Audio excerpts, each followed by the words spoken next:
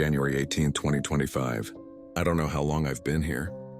Days, weeks, time is slipping through my fingers like water. My only companions are the relentless wind and the sound of my own breath. It started with the crash. I was on the plane, heading to Vancouver for a new job. The turbulence was bad, but I've flown enough to know the difference between a rough ride and disaster. This was disaster.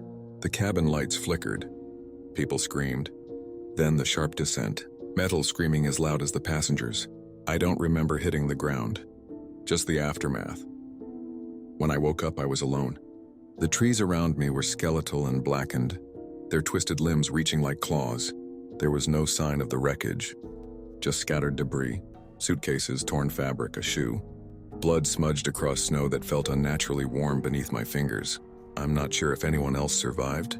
The forest swallowed everything. January 19, 2025. I found a stream today. The water is icy, but it's clean. My throat feels raw from thirst. I drank until my stomach twisted in knots. My hands are numb, but the cold reminds me I'm alive. I've started rationing the food I scavenged from the wreckage.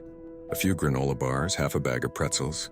There's no sign of animals, no birds, no insects. Just silence and the occasional cracking of branches. I can't shake the feeling that I'm being watched. Sometimes at night I hear noises, a low guttural sound almost like breathing. It comes from the forest.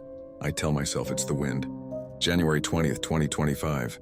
The forest is alive. I found footprints near the stream today. Not animal tracks, human, but they're too large.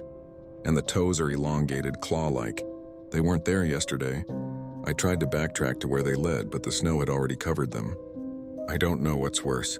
The thought that someone, or something, is out there. Or the realization that they know where I am.